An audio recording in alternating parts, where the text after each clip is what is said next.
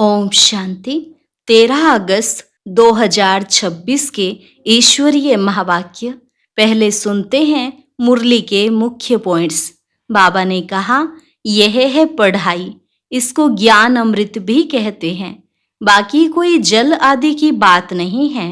कल्प कल्प बाप ही आकर ऐसी श्रीमत देते जिससे तुम्हारी सोई हुई तकदीर जग जाती है। इस समय पारसनाथ बाप तुमको भी पारस बुद्धि बना रहे हैं। यह बाबा जो सुनाते हैं वह तुम बच्चों की बुद्धि के लिए खुराक है, जिससे तुम्हारी बुद्धि पलटती है। फिर बाबा ने कहा, पूरा नष्टो मोहा बनना है। अगर कोई एक शरीर छोड़ दूसरा लेते हैं तो इसमें रोने की दरकार नहीं है। बुद्धि में रहे, यहाँ हर आत्मा का अपना अपना पार्ट है।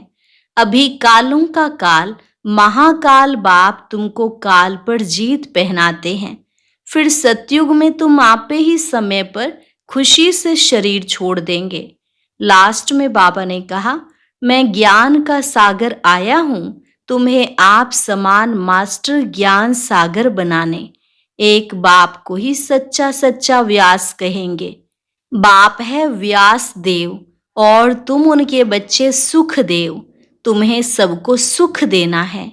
और अब सुनते हैं महावाक्यों को विस्तार से। मुरली का सार। मीठे बच्चे, बाबा आए हैं तुम्हारी तकदीर जगाने। पावन बनने से ही तकदीर जगेगी। प्रश्न, जिन बच्चों की तकदीर जगी हुई है उनकी निशानी क्या होगी? उत्तर, वे सुख के देवता होंगे।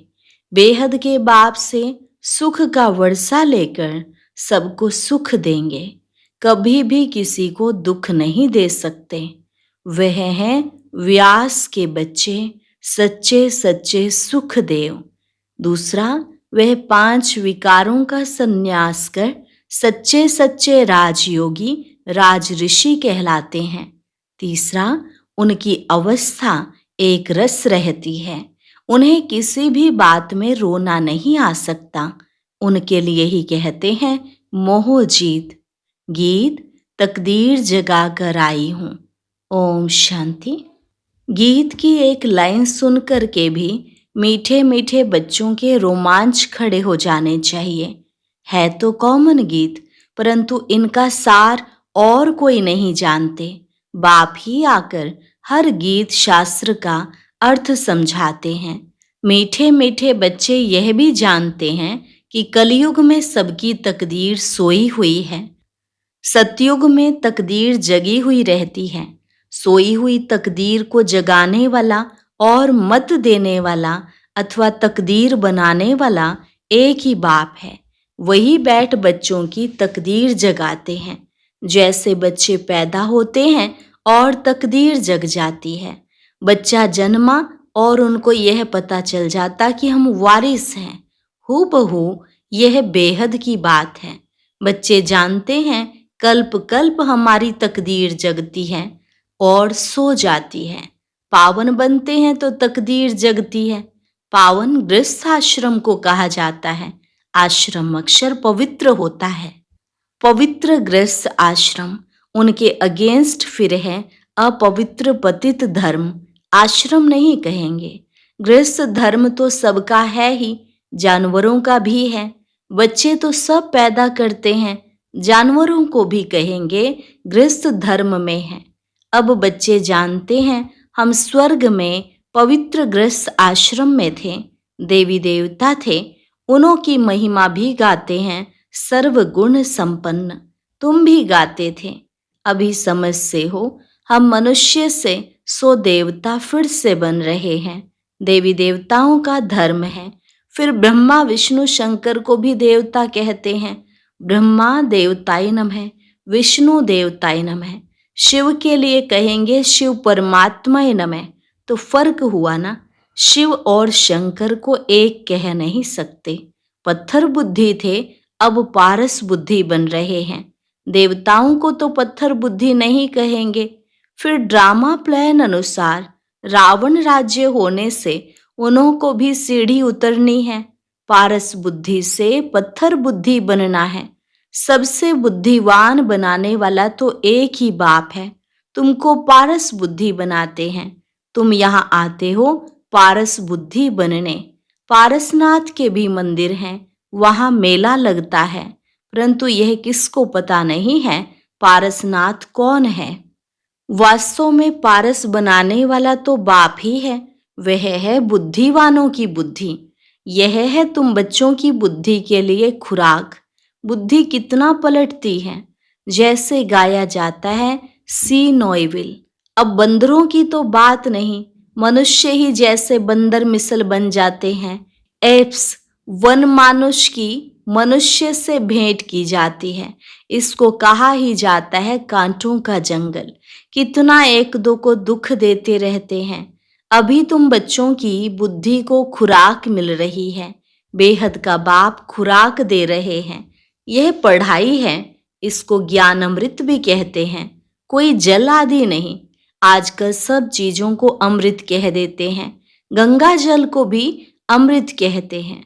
देवताओं के पैर धोकर पीते हैं, पानी रखते हैं, उसको भी अमृत की अंजलि समझते हैं। अंजलि जो लेते हैं उसको ऐसे नहीं कहेंगे कि यह पतितों को पावन बनाने वाला है। गंगा जल के लिए कहते हैं पतित पावनी है। कहते भी हैं मनुष्य मरे तो गंगा जल मुख में हो। दिखाते हैं अर्जुन ने बाण मारा फिर अमृत जल पिलाया। तुम बच्चों ने कोई बाण आदि नहीं चलाए हैं। एक गांव है जहां बाणों से लड़ाई करते हैं।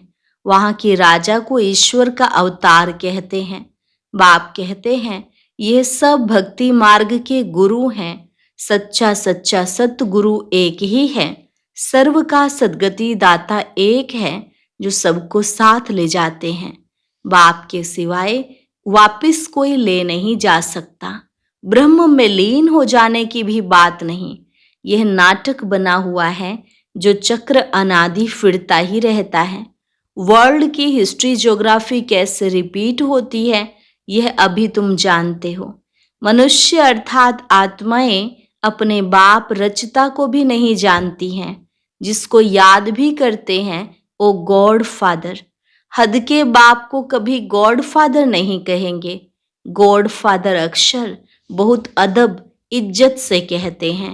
उनके लिए ही कहते हैं वह पतित पावन दुख हरता सुख करता है।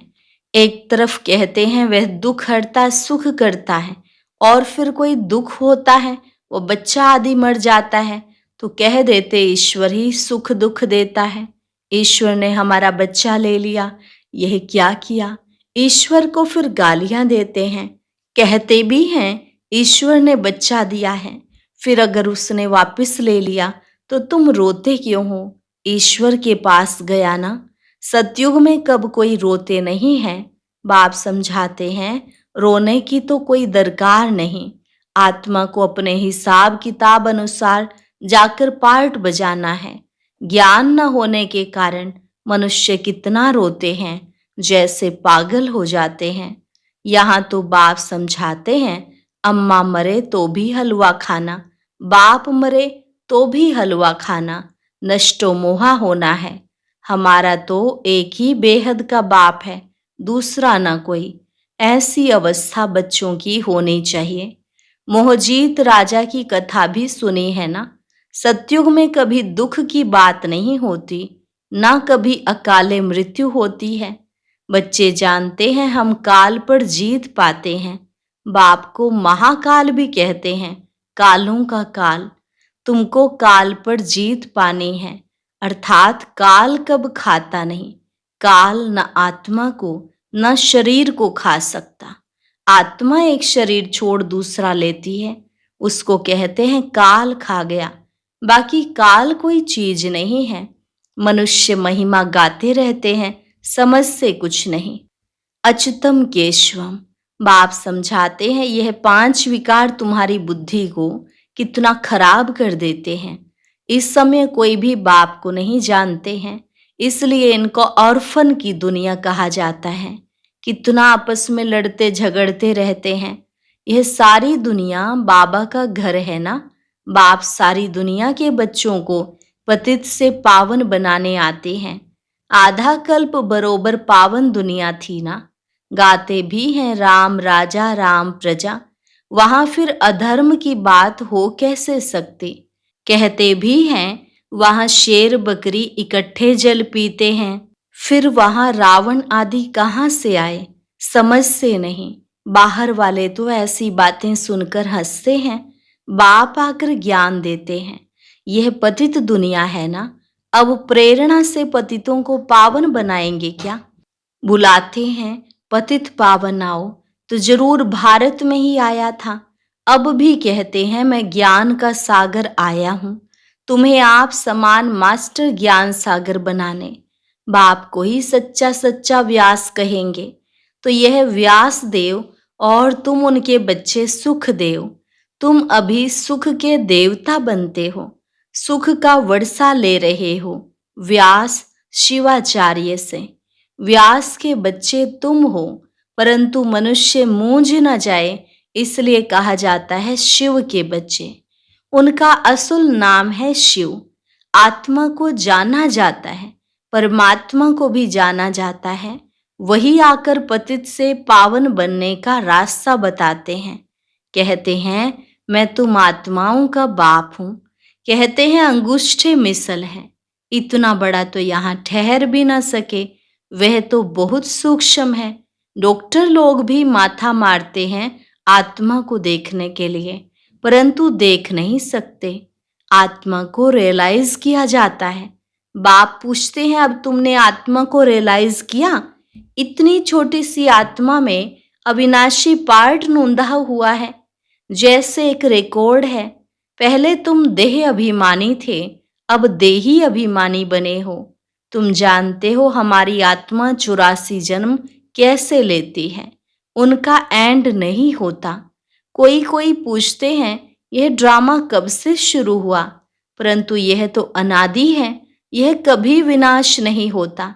इनको कहा जाता है बना बनाया अविनाशी वर्ल्ड ड्रामा। वर्ल्ड को भी तुम जानते हो, जैसे अनपढ़ बच्चों को पढ़ाई दी जाती है, ऐसे बाप तुम बच्चों को पढ़ा रहे हैं। आत्मा ही शरीर द्वारा पढ़ती है। यह है पत्थर बुद्धि के लिए फूड, बुद्धि को समझ मिलती है। तुम बच्चों के लिए ही बाबा ने चित्र बनवाए हैं, बहुत सहज हैं। त्रिमूर्ति ब्रह्मा विष्णु शंकर। अब ब्रह्मा को त्रिमूर्ति क्यों कहते हैं? देव देव महादेव एक दो के ऊपर रखते हैं, अर्थ कुछ भी नहीं जानते। अब ब्रह्मा कैसे हो सकता, जबकि ब्रह्मा को प्रजापिता कहा जाता है, तो सूक्ष्म वतन में वह देवता कैसे हो सकता? प्रजापिता ब्रह्मा तो यहाँ होना चाहिए। यह बातें कोई भी शास्त्र में है नहीं। बाप कहते हैं मैं इस शरीर में प्रवेश कर इन द्वारा तुमको समझाता हूँ, इनको अपना रथ बनाता हूँ। इनके बहुत जन्मों के अंत में मैं आता हूँ। यह भी 5 विकारों का संन्यास करते हैं।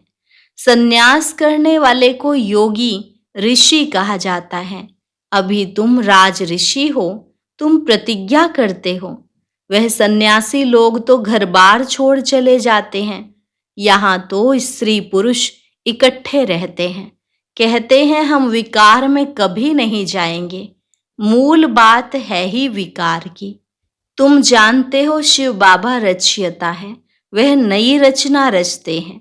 वह बीज रूप सत्यचित आनंद का सागर, ज्ञान का सागर है। स्थापना पालना विनाश कैसे करते हैं यह बाप ही जानते हैं।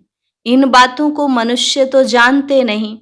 तुम बच्चे अभी इन सब बातों को जानते हो, इसलिए सबको समझा सकते हो। अच्छा, मीठे मीठे सिकिलधे बच्चों प्रति माता पिता बाप दादा का याद प्यार और गुड मॉर्निंग। रूहानी बाप की रूहानी बच्चों को नमस्ते। रूहानी बच्चों की रूहानी बाप दादा को नमस्ते नमस्ते, गुड मॉर्निंग। शुक्रिया बाबा, शुक्रिया। धारणा के लिए मुख्य सार। पहली पॉइंट, हर एक आत्मा का हिसाब किताब अपना अपना है, इसलिए कोई शरीर छोड़ते हैं तो रोना नहीं है, पूरा नष्टो मोहा बनना है।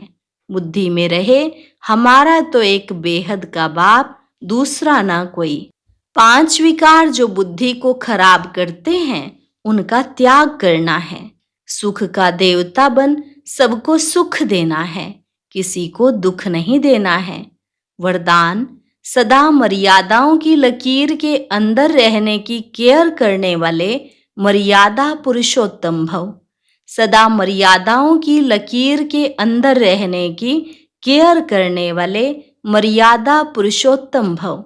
जो बच्चे अपने आप को एक ही बाप अर्थात राम की सच्ची सीता समझकर सदा मर्यादाओं की लकीर के अंदर रहते हैं, अर्थात यह केयर करते हैं, वह केयरफुल सो चेयरफुल हर्षित स्वतः रहते हैं।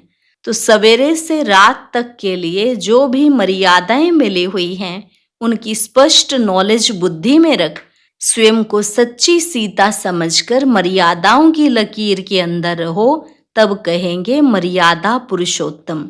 स्लोगन, सेवा की अति में नहीं जाओ, सेवा और स्वपुरुषार्थ का बैलेंस रखो। सेवा की अति में नहीं जाओ, सेवा और स्वपुरुषार्थ का बैलेंस रखो। मातेश्वरी जी के अनमोल महावाक्य, अखंड ज्योति तत्व, साइलेंस लॉज और साकारी दुनिया प्लेग्राउंड। अखंड ज्योति महातत्व जहां इस शरीर के पार्ट से मुक्त है, अर्थात दुख सुख से न्यारी अवस्था में है, जिसको साइलेंस लॉज भी कहते हैं, और आत्माओं का शरीर सहित पार्ट बजाने का स्थान प्लेग्राउंड, यह साकार दुनिया है। तो मुख्य 2 दुनिया हैं, एक है निराकारी दुनिया, दूसरी है साकारी दुनिया।